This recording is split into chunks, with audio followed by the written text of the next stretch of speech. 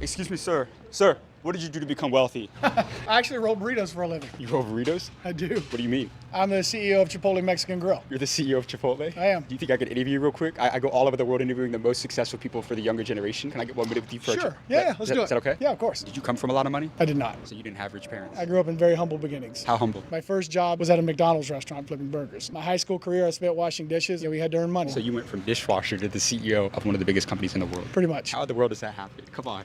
Look back at your career. Whether you recognize it or not, you're building a reputation within your industry. But I would tell you, you're always interviewing. And whether you think others are watching or not, believe me, they are. You will be judged on your ability to drive performance. And I'll tell you, you earn credibility by delivering results. So stop. I always say that credibility kills all bad attitudes. It sure does. Everyone celebrates the winners. You know how you network with successful people? Become successful. There you go. Let me I ask you love this. it. What is Chipotle going to do in revenue this year? We'll push close to $13 billion this year in annual sales, which is really incredible for our organization. We still feel like we can double that over the next 5 to 10 years. How is that possible? Just through growth and scale, both in organic restaurant growth, individual restaurant growth as it relates to comp sales performance, but also in new restaurant growth. This year we'll build between 315 to 345 new Chipotle restaurants. So we're opening a Chipotle almost every 24 hours here in 2025. And we believe we can get to 7,000 restaurants in North America and then probably double that again outside the United States. How many locations does Chipotle have right now? Just over 3,800. But you guys, there's no franchising with Chipotle. No franchising. Why not? I think it's important for us to protect the integrity of the brand. And I have been largely unwilling at this point to allow someone else to run the brand because I don't know that anyone can do it better than we can internally. And so I think brands get into franchising when they get to a scale that they feel like they can't manage or they need investment. And so they look for other partners. At Chipotle, we have an extraordinary balance sheet.